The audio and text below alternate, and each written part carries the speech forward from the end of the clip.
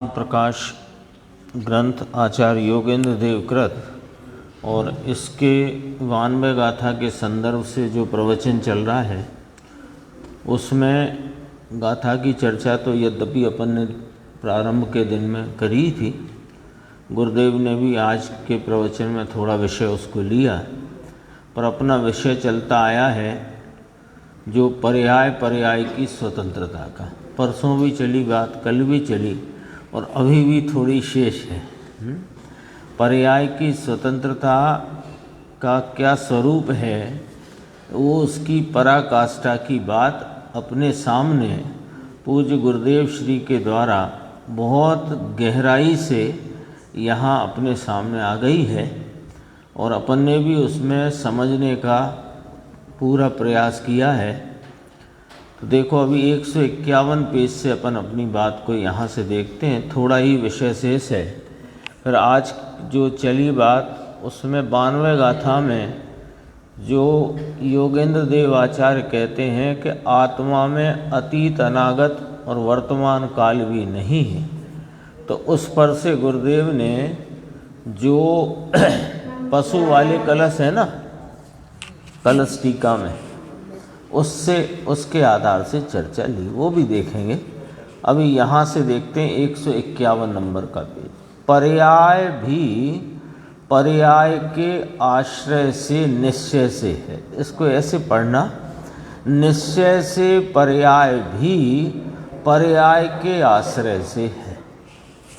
यानी एक समय का जो परिणाम है, वर्तमान व्यक्त भाव पर्याय वो सत है उस समय का और अहेतुक है, उसे किसी का हेतु नहीं, कोई हेतु नहीं, वो पर्याय उस समय का अपना स्वरूप सत है। तो वो वास्तव में उस पर्याय को ये कहना कि ये द्रव्य के आश्रय से है, ये पर्याय की वास्तविकता के संदर्भ में व्यवहार है। पर्याय जो कि उस समय के वर्तमान भाव का सतरूप भाव है, अहेतुक भाव है, तो उस पर्याय को ये द्रव्य के आश्रय से या गुण के आश्रय से पर्याय है, ऐसा पर्याय की वास्तविकता में द्रव्य का हेतुपना रखना आश्रयपने ही भले वो व्यवहार है, क्योंकि पर्याय पर्याय के आश्रय से है ना। गंभीर है ना बात। और ये बात यहाँ आकर इसलिए समझना सरल है कि अपन 2 दिन से पर्याय में षटकारक आदि की स्वतंत्रता का सबका चर्चा चलती आई है। देखो पूछा गुरुदेव ने, समझ में आया। अब ऐसी अनंत पर्याय एक एक समय में षटकारक की परिणति से स्वतंत्र है। अब इस वाक्य को समझना है। ऐसी अनंत पर्याय एक एक समय में षटकारक की परिणति से स्वतंत्र है। तो अनंत पर्याय कौन सी लेना निर्देश भाई यहाँ, कि वो भूत भविष्य वर्तमान की तो अनंत है, वो नहीं है बात। यहाँ पर क्या कहना है कि एक एक समय में होती हुई अनंत पर्याय, एक समय में एक पर्याय द्रव्य की, तो उस द्रव्य की एक समय की जो पर्याय है, उस पर्याय में ज्ञान, दर्शन, सुख, चारित्र, वीर, प्रभुता, विभुता आदि अनेकों अनंत भाव व्यक्त हैं। तो वे सब भाव, उनको उन भावों की भिन्नता से देखो तो एक समय की एक वर्तमान पर्याय में अनंत व्यक्तताएं दिखती हैं। तो वे अनंत व्यक्तताएं वे अनंत पर्याय हैं, है ना। अभी जरा धीरे से समझना, कल का विषय है उसको ही अपन ने आगे लिया है। एक समय, ऐसे देखो, एक समय, उस एक समय में एक द्रव्य की वर्तमान पर्याय, उस वर्तमान पर्याय में ज्ञान का भाव, दर्शन का भाव, श्रद्धा का भाव, चारित्र का भाव, सुख का भाव, वीर का भाव, ऐसे प्रत्येक गुण के भाव व्यक्त हैं। ठीक है। अब कहते हैं कि वो अपन ने अभी कितने गिने? ज्ञान, दर्शन, सुख, चारित्र, वीर्य, श्रद्धा, प्रभुता, विभुता, कर्ता, कर्म, करण, संप्रदान, अपादान, अधिकरण, ये भी लियो साथ में। एक समय की वर्तमान पर्याय, ठीक है, वो एक समय की वर्तमान पर्याय में ज्ञान का भाव व्यक्त है, दर्शन का, श्रद्धा का, सुख का, चारित्र का, वीर का, प्रभुता का, विभुता का, कर्ता का, कर्म का, करण का, संप्रदान का, अपादान का, अधिकरण का, है कि नहीं? है ना। अब जरा देखो क्या कहते हैं कि वो जो ज्ञान का भाव व्यक्त है, वो ज्ञान का भाव अपनी सामर्थ्य का उस समय का व्यक्तता रूपी पर्याय सत है। ठीक बात आई समझ में? उस समय का पर्याय रूपी व्यक्तता का सत है। उसे दर्शन गुण की अपेक्षा नहीं, उसे आनंद की अपेक्षा नहीं, उसे प्रभुता विभुता की अपेक्षा नहीं, उसे चारित्र की अपेक्षा नहीं, है ना, उसे कर्ता गुण के परिणाम की अपेक्षा नहीं, कर्म भाव के परिणाम, कर्म गुण के परिणाम की अपेक्षा नहीं, करण गुण के परिणाम की अपेक्षा नहीं, संप्रदान की नहीं, अपादान की नहीं, अधिकरण की नहीं। इतना पॉइंट समझ में आया क्या? ये वाला पॉइंट है ना। तो वो ज्ञान का जानते रूपता का जो परिणाम जिस समय में वह अपने ज्ञान सामर्थ्य की व्यक्तता का भाव है, वो उस समय का अहेतुक सद्भाव है, और वो पर्याय पर्याय के आश्रय से है, अन्य पर्याय के आश्रय से भी नहीं, गुण के आश्रय से भी नहीं, द्रव्य के आश्रय से भी। जरा थोड़ी बारीक सी बात आ गई है। अब यहाँ लिखा तो ये है कि वो षटकारक की परिणति से उत्पन्न होती है। ऐसी अनंत पर्याय एक एक समय में षटकारक की परिणति से उत्पन्न होती स्वतंत्र है। अब देखो क्या कहना है कि जो ज्ञान का परिणाम अपनी ज्ञान सामर्थ्य का व्यक्त भाव प्रकट हुआ वर्तमान, उसमें अन्य गुणों के पर्याय की अपेक्षा नहीं, ये बात अपने ख्याल में आ गई है। अब कहते हैं कि उसे उनकी अपेक्षा तो नहीं, पर उस ज्ञान की व्यक्त पर्याय में अन्य गुणों का रूप है। प्रत्येक गुण अपने अपने रूप है और प्रत्येक गुण में अनंत अन्य गुणों का रूप है। तो ज्ञान का जो भाव प्रगटा है उसमें दर्शन, श्रद्धा, चारित्र, सुख आदि भावों का अस्तित्व अस्तित्व भावों का, ऐसे ही कर्ता का, कर्म का, करण का, संप्रदान का, अपादान का, अधिकरण का रूप उसमें है। अब देखो गजब की बात, अब तक अपन ये सुनते समझते बोलते ख्याल में लेते आए कि प्रत्येक द्रव्य की जो पर्याय जिस समय में है वह अपने षटकारक से परिणमती है, और यहाँ कहा कि षटकारक की भी जिसको अपेक्षा नहीं, तो इसका अर्थ समझना पड़ेगा, है ना। कल 3-4 फोन आए मेरे पास इसी विषय के, तो इसलिए स्पष्ट करते हैं। देखो वो जो ज्ञान का परिणाम है, उस ज्ञान के परिणाम की व्यक्तता किसकी है? ज्ञान की है ना, अन्य की तो नहीं है। तो वो ज्ञान का जो जानने का परिणमन है, जानने का जो भाव है, वो जानने के भाव का परिणाम वो जानने के भाव से हुआ है, अन्न से नहीं हुआ है। तो वो अन्न से निरपेक्ष सिद्ध हुआ कि नहीं हुआ? यहाँ अतीन्द्रिय आनंद है इसलिए सच्चा ज्ञान है, ऐसा नहीं।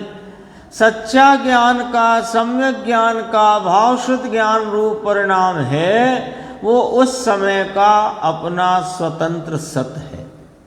उसे आनंद की, श्रद्धा की अपेक्षा नहीं, लेकिन श्रद्धा और आनंद का उसमें रूप है। श्रद्धा और आनंद का उसमें रूप है। तो वो रूप है तो वो ऐसे ही कर्ता कर्म करण संप्रदान अपादान की अपेक्षा से नहीं हुआ, लेकिन कर्ता कर्म करण संप्रदान अपादान अधिकरण आदि गुणों का उसमें रूप है।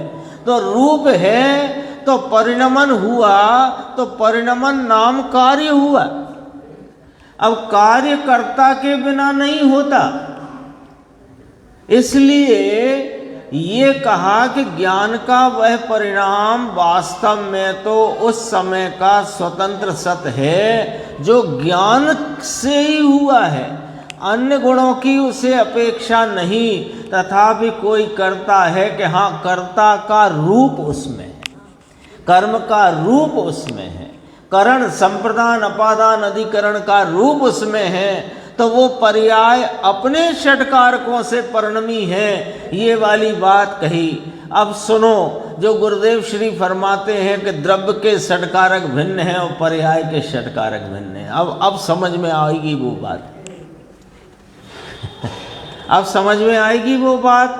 द्रव्य के षटकारक कैसे भिन्न हैं कि कर्ता गुण, कर्म गुण, करण संप्रदान अपादान अधिकरण, ये 6 ही कारक गुण उसमें त्रिकाल ध्रुव रीति रहे हुए हैं और उनका अपना अपना प्रत्येक समय उनका उनका भाव परिणमित होता है और उनका रूप ज्ञानादि भावों में परिणमता है।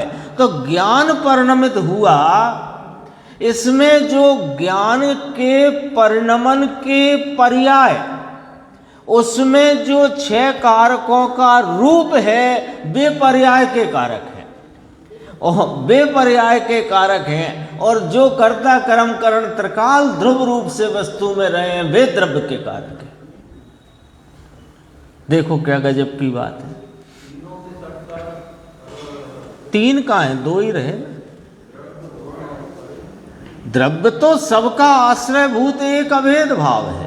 द्रव्य का क्या, द्रव्य के जो कहे वो तो वो गुणों को रखने वाला कौन है, वो किसके आश्रय से है? कर्ता कर्म करण संप्रदान अपादान अधिकरण रूपी कारक भाव, वे किसके आश्रय से है? कि द्रव्य के। तो द्रव्य के कारक कहलाएंगे, द्रव्य के कारक गुण। अब गुण के कारक गिनने की थोड़ी जरूरत है, वे तो स्वयं गुण रूप है। तो द्रव्य के कारक गुण और पर्याय के कारक कौन से हुए? कि आप कौन सी पर्याय की बात कर रहे हो? कि सम्यक दर्शन की पर्याय की बात कर रहे हैं। अच्छा, तो सम्यक दर्शन की जो पर्याय है वो श्रद्धा गुण का, उस समय का श्रद्धा का भाव, सम्यक श्रद्धा रूपी भाव उस समय का अपने स्वतंत्र सतरूपता से उत्पन्न हुआ। उसे आनंद ज्ञान आदि गुणों की अपेक्षा नहीं, लेकिन ज्ञान आनंद आदि गुणों का उसमें रूप है। ऐसे ही कर्ता कर्म करण संप्रदान अपादान अधिकरण का उसमें रूप है। तो वो जो रूप है उन कारकों से परिणमन हुआ है। वास्तव में परिणमन तो अपने भाव का हुआ है। सम्यक दर्शन में श्रद्धा का परिणमन हुआ है, ज्ञान में उपयोग का परिणमन, ज्ञान के भाव में ज्ञान गुण का परिणमन हुआ है। तो वो परिणमन तो उस अपने गुण की व्यक्तता का है, लेकिन उसमें 6 ही कारक शक्तियां का रूप उसमें है। तो वे अपने कारकों से उत्पन्न हुआ है जो उसमें रूप है, तो वे पर्याय के कारक। दोबारा से पढ़ते हैं 2 पंक्ति। निश्चय से पर्याय भी पर्याय के आश्रय से है। ऐसी अनंत पर्याय एक एक समय में षट कारक की परिणति से स्वतंत्र है। आया, ख्याल में आ गया?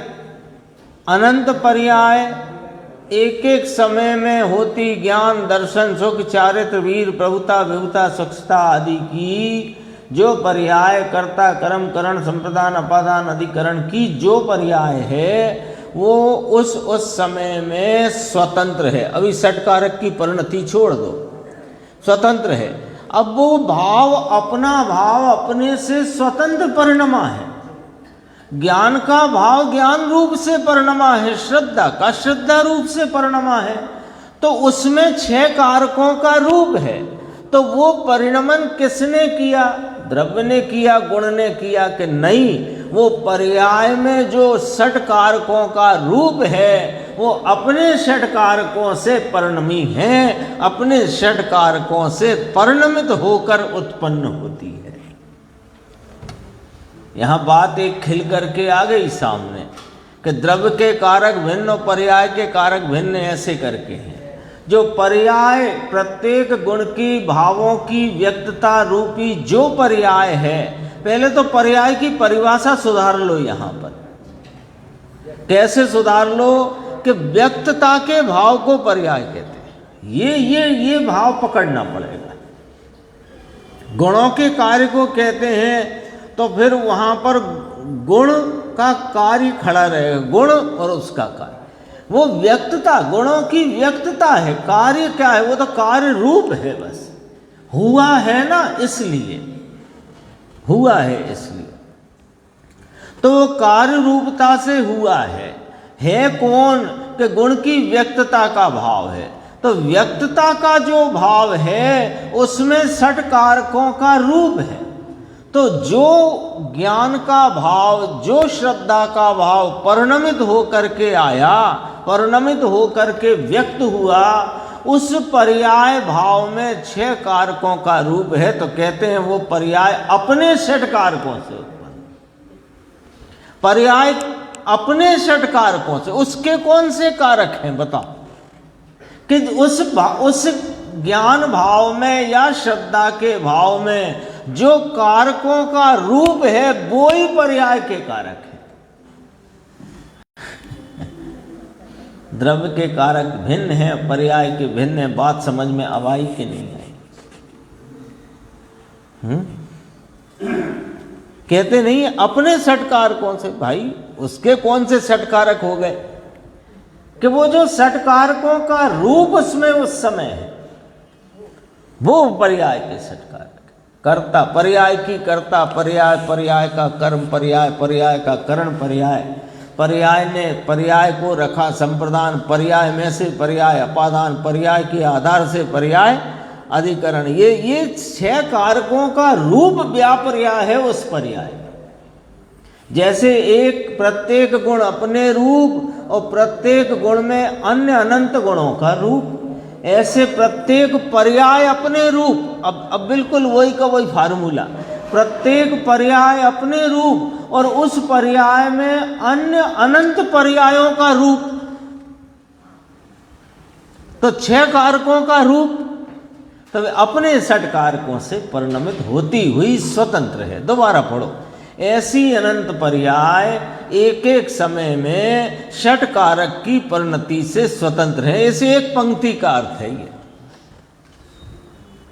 अब गुरुदेव कहते हैं ऐसा जिसे जचा हो उसे द्रव्य उपादान स्वतंत्र ध्रुव है, उसकी दृष्टि होती है। क्षणिक पर्याय के उपादान की स्वतंत्रता जिसको नहीं जचे उसे ध्रुव, जो पर्याय में कभी आता नहीं, ऐसी जो है ना वो अबद्ध अस्पष्ट चीज वस्तु, उसकी दृष्टि उसे स्वतंत्र होती नहीं होती। कैसे करेगा दृष्टि? कैसे करेगा दृष्टि? सारे जगत भर से भिन्न पड़ गया, यद्यपि कि ज्ञान में विकल्पात्मक ज्ञान है। सारे जगत भर से भिन्न पड़ गया, लेकिन अपनी पर्याय का कर्ता अपने को मानता रहा। तो तो पर्याय के कर्तृत्व में उसे द्रव्य स्वभाव की दृष्टि नहीं होती। तो पर्याय का कर्ता कौन है कि पर्याय एक एक समय में षटकारक की परिणति से उत्पन्न होती स्वतंत्र है। ऐसा पर्याय का क्षणिक उपादान उसके उपादान से है। ऐसा जिसको जच जाता है उसको पर्याय पर लक्ष्य करने का भाव नहीं रहता और अपना जो त्रिकाली उपादान है उस पर दृष्टि जाती है तो उसकी पर्याय में निर्मल उपादान प्रकट हो जाता है।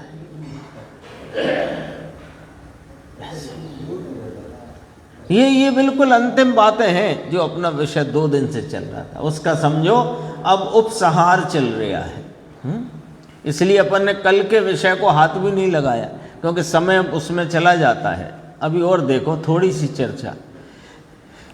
यहाँ तो ये लेना है ना कि आत्मा का चेतन भाव, परंतु ये किससे जचे है ना। ये 92 नंबर गाथा की टीका में से बात आई। आत्मा का चेतन भाव, आत्मा अतीत अनागत वर्तमान काल नहीं, पुण्य नहीं, पाप नहीं, शुभ नहीं, अशुभ नहीं और धर्म अधर्म का आकाश ये कोई भी नहीं। धर्म अधर्म समझ गए, धर्मास्ति अधर्मास्ति है ना। काल नहीं और आकाश नहीं, ये तो एक चेतन स्वरूप वस्तु है।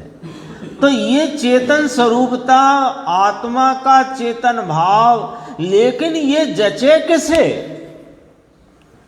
बोलना सीख गया तोता की भांति, उससे थोड़ी हो गया। तोता बोले मैं मनकू राम, तो मनकू राम हो गया क्या वो, या सेठ जी का नाम हो हीरा लाल और हीरा लाल का तोता ही बोले मैं हीरा लाल, तो हीरा लाल हो गया क्या वो। समझ में आई बात। तो तोता जैसे बोलने से कि मैं चेतन मैं चेतन मैं चेतन, काम तो नहीं चलेगा। चेतन तो तेरे स्वाद में आया नहीं। तो कहते हैं भाई ये कब जचेगा कि पर्याय की स्वतंत्रता जैसे जची हो। क्षणिक उपादान में प्रत्येक पर्याय स्वयं से हुई है। अब जरा सुनना बिल्कुल ध्यान से, जो चर्चा चल गई है ना उसका अब एकदम से टोटल आता है, सब कॉलमों का टोटल आता है। अब बैलेंस शीट बनेगी। देखो क्षणिक उपादान, पर्याय कैसी है, स्वतंत्र है, क्षणिक उपादान रूप है। वो क्षणिक उपादान में प्रत्येक पर्याय स्वयं से हुई है, पर से नहीं। अरे पर से तो नहीं, परंतु द्रव्य गुण से नहीं। किस द्रव्य गुण की बात कह रहे हैं, उसी के द्रव्य और उसी के गुण से नहीं। बोलो साहब। ज्ञान गुण का परिणाम अभी का ले चलो, सम्यक ज्ञान को अभी रहने देते हैं। ये बोल्ड अक्षर दिख रहे हैं ना, आत्मा का चेतन भाव। ऐसा आत्मा का चेतन भाव शब्द संबंधी ज्ञान वो परिणमित हुआ, सबके हुआ कि नहीं हुआ। चलो अभी तो अपन सामने आमने बैठे तो ये तो दिख ही रहा है ना, आत्मा का चेतन भाव, ये शब्द संबंधी ज्ञान सबको हुआ ना। तो अब कहते हैं कि वो ज्ञान अपनी सामर्थ्य का उस समय का प्रकट स्वतंत्र सत रूप अहेतुक भाव है। उसको ज्ञान गुण की भी जरूरत नहीं और ज्ञायक द्रव्य की जरूरत नहीं। तो ये शब्दों की परगे कि में से वो आए, ये बात तो बहुत दूर रहेगी। कि जैन दर्शन है यहाँ तो जितने घुसते जाओ, जिन खोजा तिन पाइया गहरे पानी पेट, ये वो वाला है। वो आते ना कहावत है पुरानी, लौकिक की है यद्यपि, पर वो यहाँ बैठती है बराबर। जिन खोजा तिन पाइया गहरे पानी पेट, ये बहुत गहराई है इस तत्व के, इस तत्व के स्वरूप में बहुत गहराई है। इसकी सत्ता त्रिकाल वो उसका स्वरूप, उसके अनंत गुणों का स्वरूप, इसके पर्याय के परिणमन का मैकेनिज्म कैसे होती है। अब पढ़ा तो अपन ने ये है कि गुणों के कार्य को परिणाम कहते हैं। यहां कहते हैं गुण कार्य ही नहीं करता। चलो, यहां तो जो व्यक्तता का भाव है उसका नाम पर्याय है, और वो पर्याय वास्तव में पर्याय के आश्रय से है, गुण और द्रव्य के आश्रय से भी नहीं। कल भी कहा था जमीन निकल जाए नीचे से, ऐसी बातें हैं। देखो, प्राथमिक शब्दों का परिचय, विषय का परिचय जब होता है वो प्राथमिक होता है।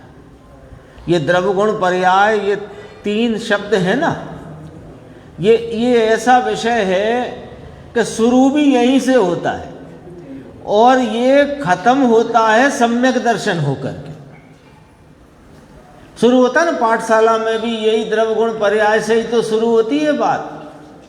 लेकिन वहां से शुरू होकर के इस विषय की पूर्णता, इस विषय की पीएचडी, वो तो जिसको सम्यक दर्शन हुआ उसे होती है। इतना गहराई का विषय।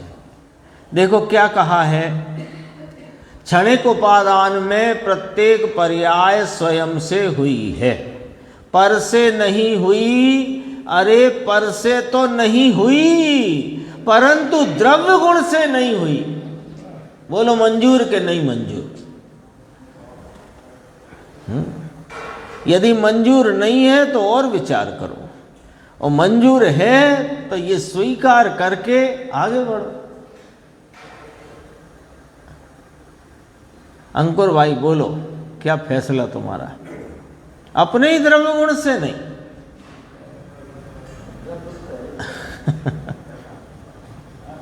देखो, द्रव्य है ना, आत्मा द्रव्य है। हम तो आपकी आत्मा की बात कर रहे हैं और कोई की नहीं कर रहे हैं।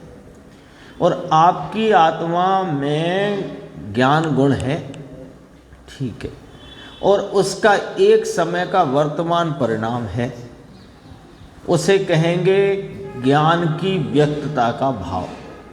उस ज्ञान की व्यक्तता के भाव में अभी आत्मा का चेतन भाव, इस शब्द संबंधी जानना हुआ है।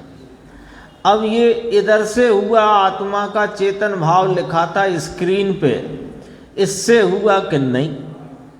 उससे नहीं हुआ, उससे नहीं हुआ। तो फिर काय से हुआ? उससे होता तो घड़ी को सबसे पहले हो जाता, वो बिल्कुल ठीक सामने स्क्रीन में।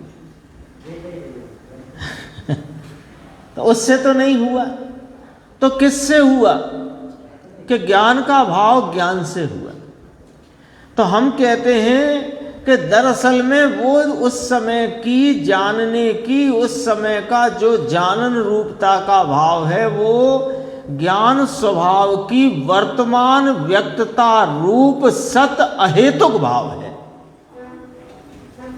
कैसा अहेतुक है कि वो अपने गुण से भी नहीं हुआ और अपने द्रव्य से भी नहीं हुआ।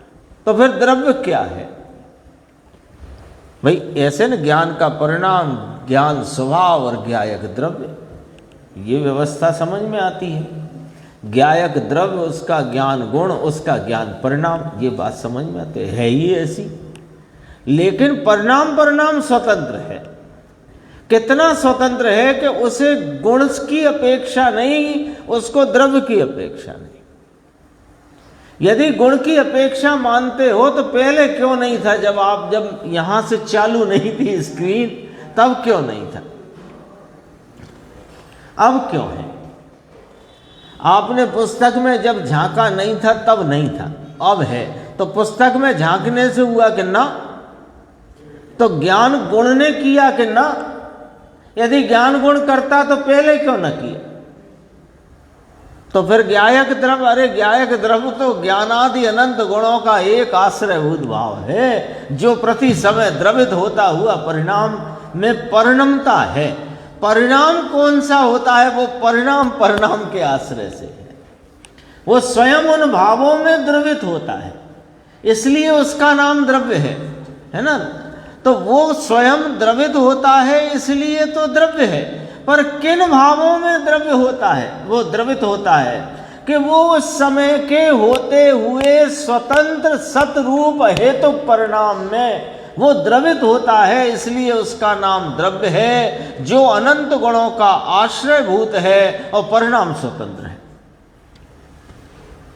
थोड़ी अब समझने का हिसाब किताब ऐसा ही है। देखो, ऐसी पर्याय की स्वतंत्रता वस्तु का स्वरूप है। ये वस्तु का स्वरूप है। ये पर्याय की स्वतंत्रता पर्याय का स्वरूप है कि ना, ये पर्याय में जो द्रवित हुआ है ऐसी वस्तु का स्वरूप है। वे कहते हैं कि ईश्वर करता है, यहाँ कहते हैं कि एक पर्याय की कर्ता दूसरी पर्याय नहीं है, उसका गुण नहीं, द्रव्य नहीं, तुम ईश्वर कर्ता कहते हो। आज गुरुदेव ने कहा था ना जी, ईश्वर कर्ता कहने वालों के यहाँ पढ़ के आए हैं बनारस में, वे क्या जैन दर्शन पढ़ाएंगे और ये क्या पढ़ेंगे। आज आया था, मुझे कल याद आया था दोपहर को, इसमें ही पढ़ा था इसलिए आया था, वो ये ख्याल रह गया कहाँ पढ़ा था। देखो अब देखो एक प्रश्न आया, देखो ये बात जरा गंभीरता से नोट करना। कहाँ नोट करना, कहाँ नोट करना भैया निर्देश भाई, अंकुर भाई, कहाँ? यहाँ चित्त में नोट करना, बुद्धि में। अभी तो बुद्धि में नोट करोगे तब तो निर्णय पक्का होगा। निर्णय पक्का होगा तो पक्के निर्णय का अनुसरण करके काम पक्का होगा। देखो, वे कहते हैं कि ईश्वर करता है, यहाँ कहते हैं कि एक पर्याय की कर्ता दूसरी पर्याय नहीं है। ज्ञान की पर्याय करता हो और सम्यक दर्शन रूपी पर्याय का को उपयोग की पर्याय करे, ऐसा नहीं। आप तो कहते हो कि श्रद्धा अंधी होती है, उपयोग उसको विषय देता है, कहते हैं ना भाई। एक ही वस्तु अभेद है, उसके अनंत गुणों का एक साथ परिणमन है और वो वस्तु अभेद रीति से परिणमती है। तो परिणमती है तो उसका वर्णन ऐसे ही होगा। कार्य की प्रोसेस जिस प्रकार है उस प्रोसेस को प्रोसेस रूप से बताएंगे। तो प्रोसेस को प्रोसेस रूप से बताते हैं। तो अभी अपन कारखाने में जाओ किसी में, तो वहाँ कहेंगे देखो ये कभी ऊपर से एक ये हथौड़े जैसा आएगा और यहाँ आके गिरेगा। जैसे ही ये गिरता है तो उधर की नली में से पानी निकल करके इधर आ जाता है, और इधर जैसे ही पानी आता है तो ये नीचे को चली जाती है, और ये नीचे जैसे जाती है तो दूसरा वाला मशीन चालू हो जाती है। ऐसे बताते कि नहीं बताते? तो प्रोसेस तो ऐसे बताई, लेकिन बताओ इसका आना और इधर पानी का भरना और पानी निकल करके आगे बढ़ जाना, ये सब स्वतंत्र हो रहा है कि नहीं हो रहा? ऐसा का ऐसा यहाँ पर्याय का परिणमन स्वतंत्र है। एक पर्याय की कर्ता दूसरी पर्याय नहीं। उपयोग ने श्रद्धा को विषय दिया, ये प्रोसेस है, ये प्रोसेस है। पर उपयोग ने विषय दिया इसलिए श्रद्धा ने अहम किया, ऐसा नहीं है। श्रद्धा की पर्याय स्वतंत्र उत्पन्न हुई है और ज्ञान की पर्याय स्वतंत्र उत्पन्न हुई है, आनंद की पर्याय स्वतंत्र उत्पन्न हुई है। एक पर्याय की कर्ता दूसरी पर्याय नहीं है, एक पर्याय का द्रव्य कर्ता नहीं है। तो अभी देखो, अब प्रश्न आया, गुण भी पर्याय का कर्ता नहीं। इतना तो आप तो गजबई कर रहे हो। इतना तो रखो कि ज्ञान पर्याय का कर्ता ज्ञान गुण, श्रद्धा की पर्याय का कर्ता श्रद्धा गुण, आनंद की पर्याय का कर्ता आनंद गुण। इतना तो रखो, नहीं तो सब घोंस-पोस हो जाएगा, सब गड़बड़ हो जाएगी। नहीं, गड़बड़ नहीं होगी। आनंद की पर्याय की व्यक्तता का कारणभूत भाव तो आनंद गुण ही है, पर आनंद गुण पर्याय का कर्ता नहीं है अपनी आनंद की। ये समझना है। देखो समझना, बात समझना जरा। ये सामान्य बातें नहीं है, थोड़ी सी गहराई की बातें हैं। थोड़ी गहरी बात है तो उसको थोड़ी सूक्ष्मता से पकड़ना। आनंद की पर्याय का कर्ता आनंद गुण नहीं है। लेकिन आनंद की जो पर्याय स्वतंत्र स्वयं उत्पन्न हुई, उसका कारण रूप स्वभाव उसका आनंद भाव है। तो आपने तो बात वही की वही कह दी, ऐसे नहीं करके ऐसे पकड़ लिया कि नहीं इसमें बहुत फर्क पड़ गया, ऐसे नहीं पकड़ लिया। पर्याय का कर्ता गुण नहीं है, लेकिन वो पर्याय में व्यक्तता जिस भाव की है वो गुण उसका कारण तत्व है। ऐसे ही नहीं है तुमने कहा अच्छा साहब आनंद गुण आनंद की पर्याय का कर्ता नहीं, आनंद गुण आनंद की पर्याय का कारण है, तो आपने तो कान इधर से न पकड़ के ऐसे करके घुमा के पकड़ लिया। ऐसे नहीं है, इतने घुमाने में भी बात बदल गई है, बात बदल गई है। कैसे बदल गई है? अरे पर्याय का कर्ता पर्याय है, पर्याय का कर्ता गुण नहीं है। पर्याय उस समय में स्वतंत्र, उस समय के सतरूपता से अहेतुकपने से स्वयं उपस्थित हुई है, पर उसकी उपस्थिति में जो भाव व्यक्त है उसका कारण तत्व वही गुण है जो उसका भाव है। पढ़ो अभी देखो, गुण भी पर्याय का कर्ता नहीं कि नहीं गुण भी कर्ता नहीं है। लो बोलो, प्रश्न है कुछ? नहीं, चलो। कारण तत्व मतलब वो आनंद का भाव निमित्त नहीं, आनंद का भाव जो प्रगटा है वो ज्ञान में से नहीं प्रकट सकता, क्योंकि आनंद रूप वस्तु है, आनंद के भाव को धर के बैठी है वस्तु, ये वस्तु की आनंद पर्याय होगी, ऐसा कारण भाव।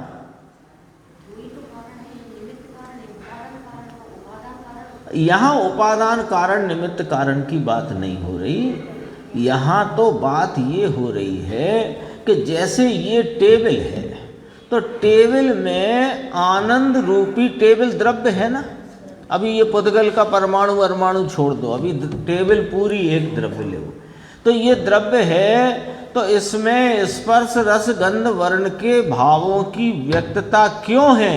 क्योंकि इसमें उन भावों के कारण रूप भाव विद्यमान है, उनसे है। ऐसे इसमें से सुख की पर्याय नहीं आती, यानी सुख की पर्याय, पर्याय नाम फिर समझो, इसमें सुख रूप भाव व्यक्त नहीं होता। क्यों नहीं होता? कि इसमें सुख रूपता का कारण भाव नहीं है। कारण भाव मतलब उसका वैसा मूल भाव जिसमें जिसकी व्यक्तता हो, ये यहाँ इतना नहीं, यहाँ निमित्त उपादान वाला कारण नहीं लेना है। कारण भाव माने जैसे दूध में चिकनाई रूपता का भाव है, तो दूध फैलने से चिकनाई फैल जाती है। हाथ पे दूध गिरा लो तो चिकना होएगा कि नहीं होएगा? तो वो उसमें वैसा स्वभाव है, उसका वह स्वभाव है। तो आनंद रूपी व्यक्तता का परिणाम वर्तमान सतरूप अहेतुक है, जिसको अपने द्रव्य गुण की भी अपेक्षा नहीं, और वो पर्याय का कर्ता पर्याय है, उसका गुण भी नहीं। तो फिर गुण क्या है? कि गुण उसका वह कारण स्वरूप है जिसकी, जिस भाव की व्यक्तता उस पर्याय में पर्याय से हुई है। नहीं हुआ है, पर्याय का परिणमन हुआ है, गुणों का कार्य नहीं है पर्याय। यहाँ थोड़ी बात दूसरी चलती है, एक स्टेप आगे बढ़ गई है बात। गुणों के कार्य को परिणाम कहते हैं, ये बात परिचय की थी। अब पर्याय, पर्याय का कारण पर्याय है, गुण नहीं। पर्याय हुई तो उसका कार्य तो गुण नहीं हुआ, पर्याय का कार्य हुआ है। वो थोड़ी अपने को आगे बढ़ना पड़ेगा, आगे बढ़ना पड़ेगा। हाँ, यहाँ पर्याय उस समय का स्वतंत्र सत अहेतुक भाव है। जब सत है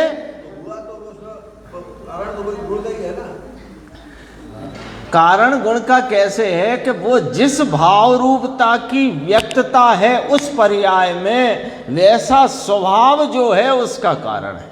उसने किया है ये नहीं, बस इतना फर्क आ रहा है।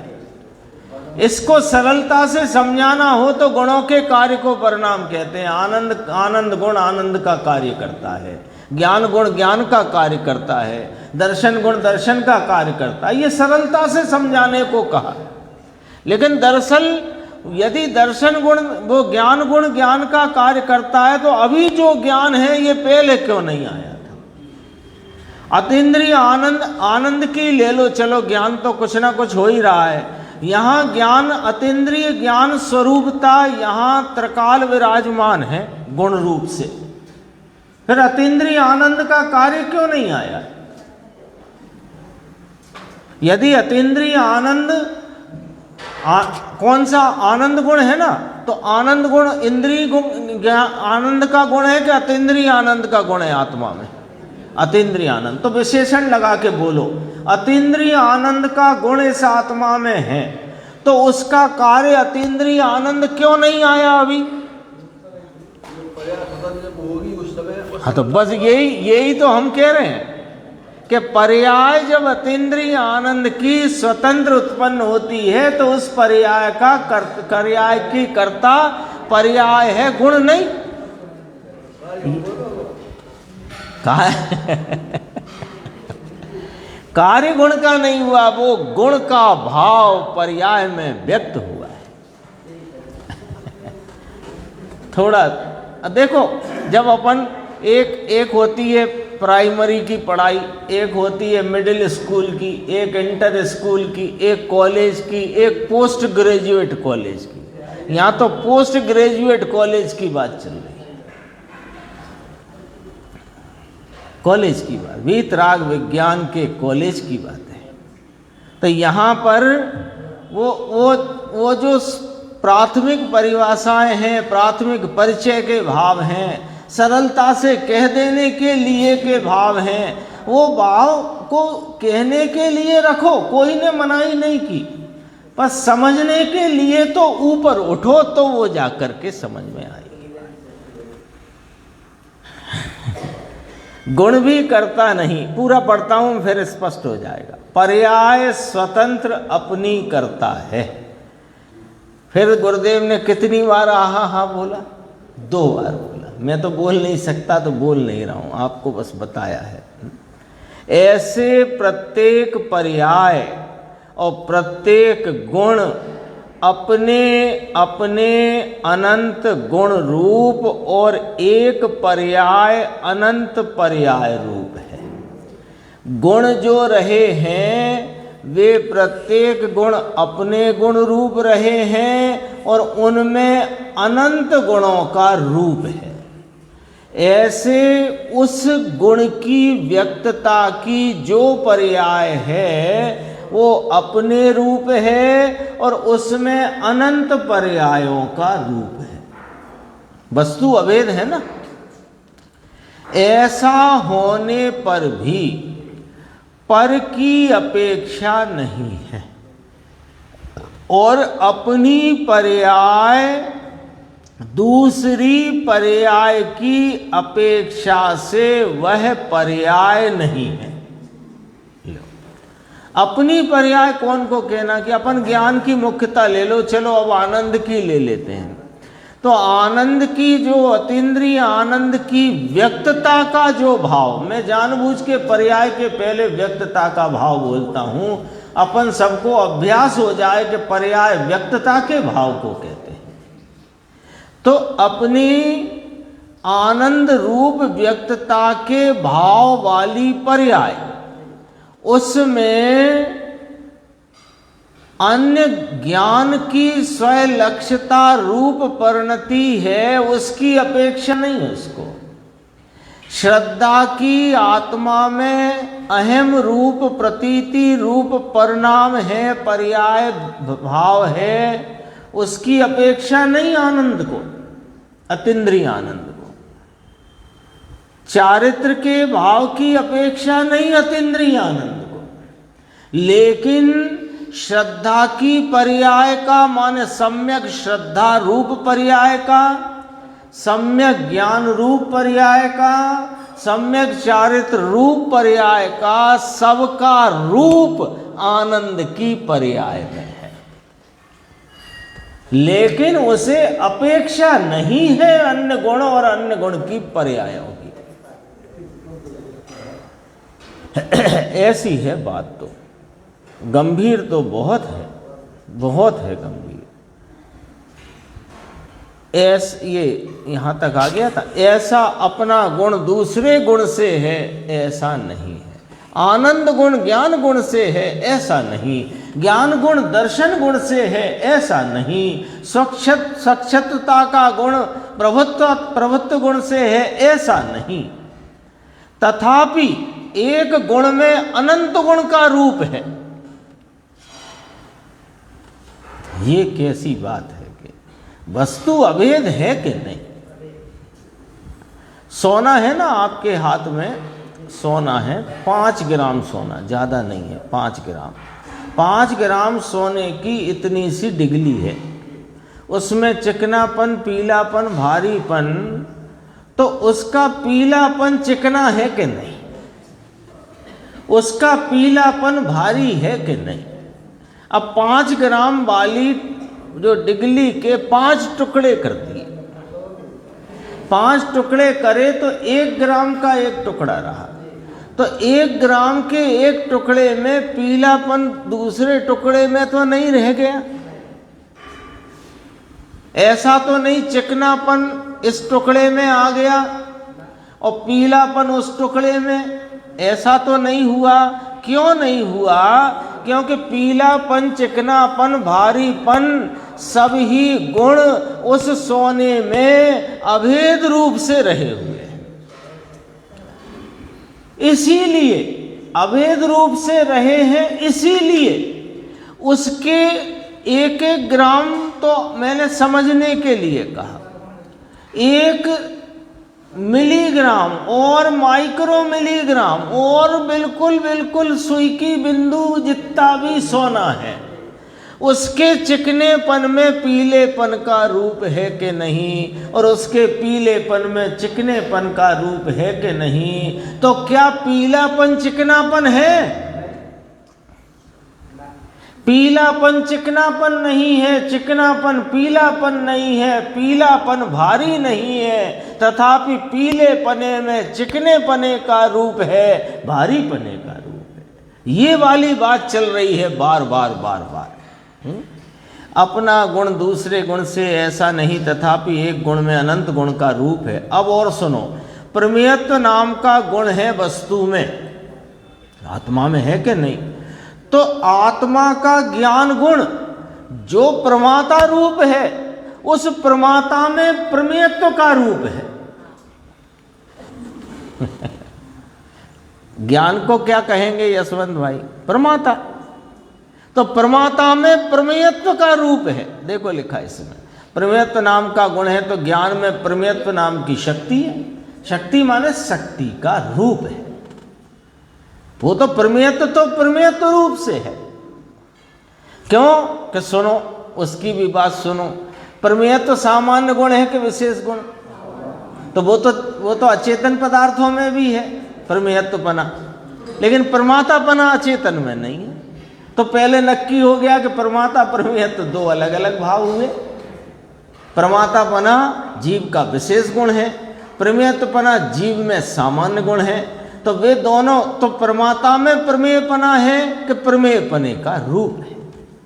प्रमाता रूप है और प्रमातापना ज्ञान। प्रमाता माने ज्ञान, ज्ञान में प्रमेयत्व का रूप। वो तो गुरुदेव को आ गया तो उन्होंने कह दिया बात को रूप बताते हुए। अब पूछा किसी ने, अस्तित्व गुण में ज्ञान का रूप किस प्रकार है ना? बहुत चर्चा बड़ी है, मैं संक्षेप में बता देता हूँ। अस्तित्व गुण में ज्ञान का रूप किस प्रकार है? कि अस्तित्व गुण क्या किस प्रकार है पने, उसका भाव स्वभाव क्या है पना, ठीक है ना? तो है पना है, तो जो चेतन द्रव्य का अस्तित्व गुण है, तो चेतन द्रव्य में जो है पना है वो चेतनमय है कि अचेतनमय? और इस टेबल में अस्तित्व गुण है, पर इसका है पना कैसा है? अचेतनमय। तो इसके अस्तित्व में ज्ञान गुण का रूप है, तब तो वह चेतनमय अस्तित्व है। और इसमें स्पर्श आदि गुणों का रूप है, इसलिए इसका अस्तित्व अचेतनमय है। तो अस्तित्व गुण, ये प्रश्न था ना, अस्तित्व गुण में, ज्ञान में अस्तित्व का रूप तो 2 बार चर्चा आ गई, प्रमेयत्व की आ गई, अस्तित्व की भी आ गई, कि ज्ञान गुण अपने से है, उसमें अस्तित्व का रूप है। वो ज्ञान गुण का होना पना अपने उपादान से है, अस्तित्व गुण उसमें है पने में निमित्त है। कल चर्चा आई थी। अब पलटकर पूछा उसने कि अस्तित्व गुण में ज्ञान का रूप कैसे सिद्ध करोगे आप, कि ये जो चेतन वस्तु का अस्तित्व गुण है, इसका अस्तित्व चेतनमय है कि अचेतनमय? ये आत्मा, इसके अस्तित्व गुण का है पना किस प्रकार व्यक्त है? चेतनमय। तो है तो अस्तित्व है पने से, पर चेतन का उसमें रूप होने से चेतनमय अस्तित्व है। ऐसे ज्ञान गुण का अस्तित्व गुण में रूप है। आगे चलते हैं, देखो। निर्मल पर्याय अहेतुक सत है, जो है, ये न्याय है ना, इसलिए पढ़ा एक लाइन बीच में। निर्मल पर्याय अहेतुक सत है, बता दूं कौन सा पेज है? 152 में बीच में ही है, देखो। तो अब ये लॉजिक देखो, जो है उसे पर की अपेक्षा क्या है ना? जो अंदर आकर के पूछे क्या मैं अंदर आ सकता हूं, तो कहा अब इसकी अपेक्षा क्या भाई साहब, आप तो पधार ही गए हो।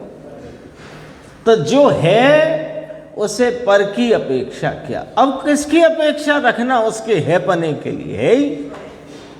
इसलिए एक समय की पर्याय सत है, सत नाम अहेतुक है, अहेतुक नाम उसे किसी की अपेक्षा नहीं है, गंभीर है। देखो अध्यात्म पंच संग्रह में दीपचंद जी का थट नट का वो आता है, एक आध बार गुरुदेव ने लिया भी है। एक अब ये एक बात और बहुत गंभीर, एक पर्याय में दूसरी पर्याय किस प्रकार आएगी साहब? कि पर्याय नहीं आती। ज्ञान की पर्याय में दर्शन की पर्याय, श्रद्धा की पर्याय, आनंद की पर्याय आ जाएगी क्या? कि नहीं आती। उसने पूछा एक पर्याय में दूसरी, अभी क्योंकि बात ये चल रही है, एक पर्याय में अनंत पर्याय का रूप है, आ रही है ना बात, लगातार आ रही है यही बात। पूछा एक पर्याय में दूसरी पर्याय किस प्रकार आए? कि वो पर्याय नहीं आती, परंतु उस पर्याय का रूप उसमें आता है। ख्याल में आई बात? क्योंकि विषय देखो तो थोड़ा तेजी से बढ़ रहा है आगे, क्योंकि पूर्ण होने को है ये।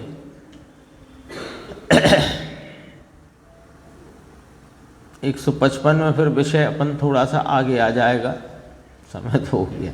चलो फिर देखते हैं, देखो 2 लाइन इसकी लेते हैं।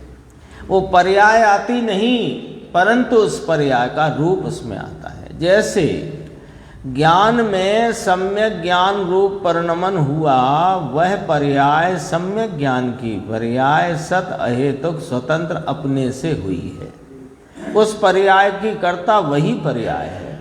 उसमें आनंद आया कि उसमें आनंद नहीं आया, उस पर्याय में आनंद का रूप आया। ऐसे एक पर्याय में अनंत पर्यायों का रूप है, जैसे एक गुण में अनंत गुणों का रूप है, ऐसी एक पर्याय में अनंती पर्यायों का रूप है।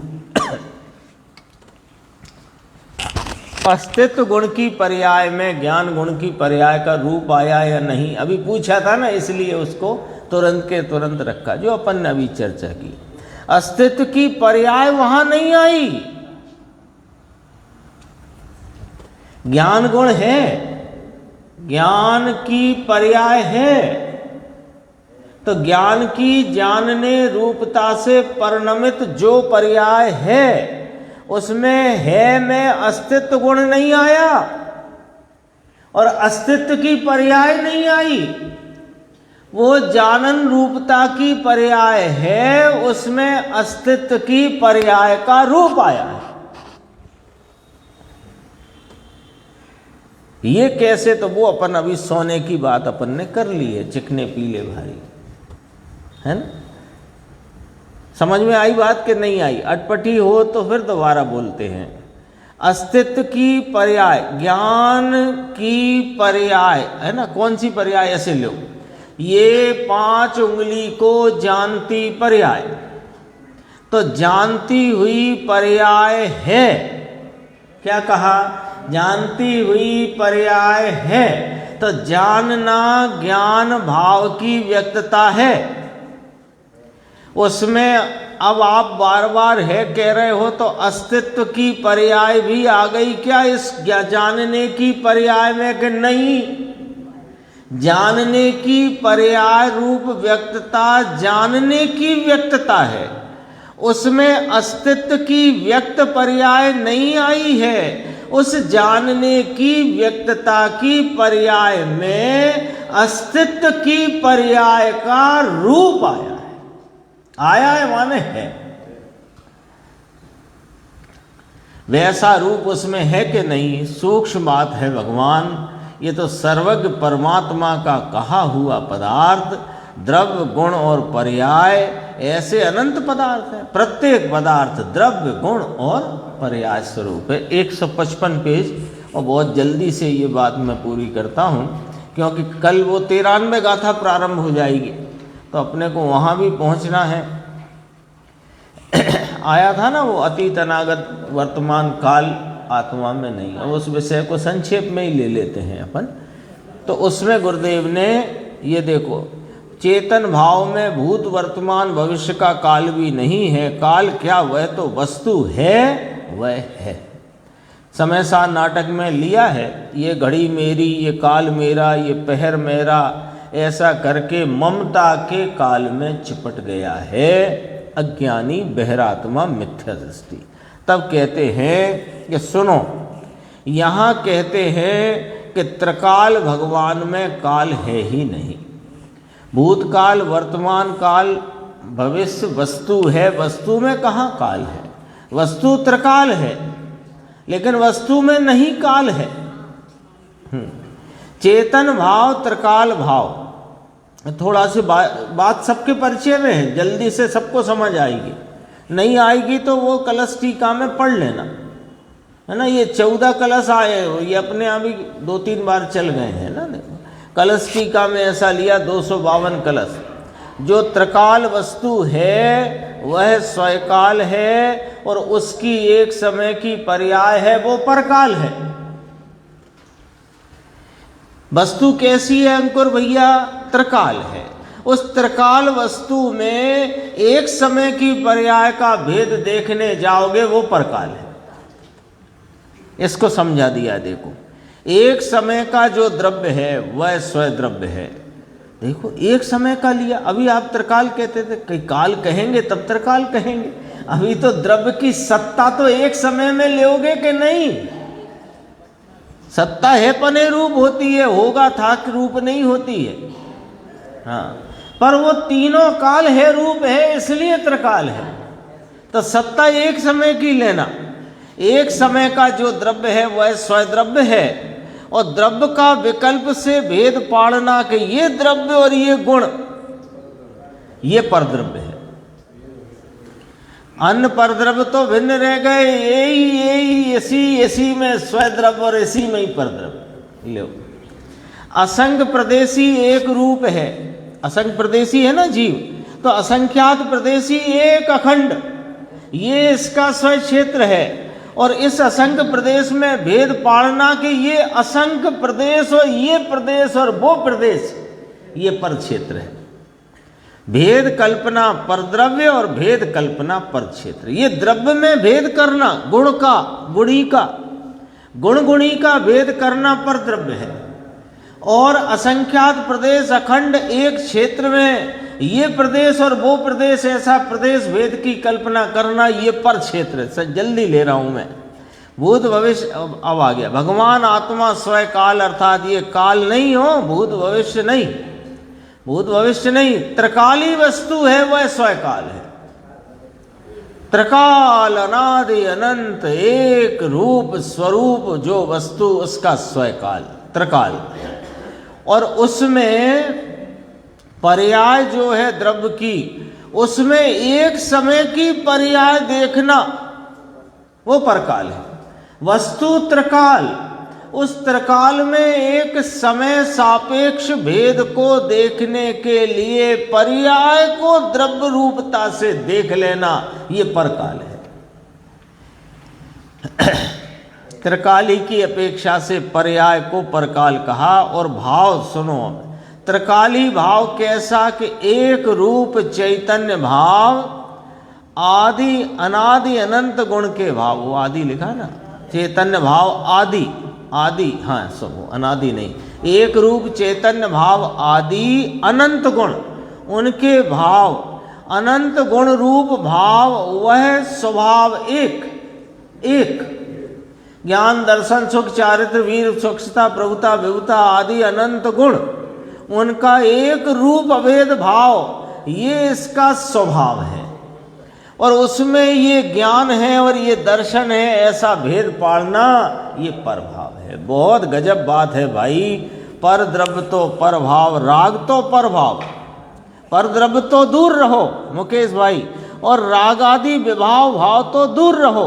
यहाँ तो अपने ही द्रव्य में भेद कल्पना पर द्रव्य, क्षेत्र कल्पना पर क्षेत्र, काल के एक भेद, एक समय की पर्याय का काल भेद पर काल, और ये दर्शन ये ज्ञान ऐसे गुणों के भेद पाड़ना, ये परभाव है। ये 252 कलश में है, ये चर्चा हो गई। बाकी तो फिर वो चर्चा यहाँ तक आ गई है कि ये सब कुछ भी मैं नहीं हूँ। एक बार ये लाइन पढ़ के ख़त्म करते। पुण्य के भाव व्यवहार के भाव आदर करने योग्य हैं, उनसे निश्चय होगा। मैं पेज बता देता हूँ, 159। अरे भगवान बहुत अंतर है, तुझे अभी मिठास लगेगी, पुण्य के भाव में मिठास लगेगी, क्योंकि मंद रहती है आकुलता, आकुलता मंद है, कषाय मंद है, तो मिठास लगेगी। और दुनिया को भी उस प्रकार का जिनको झुकाव है उनको भी ये मिठास लगेगी, लेकिन इसका फल रिजल्ट परिणाम झूठा आएगा, गलत आएगा। शेष चर्चा।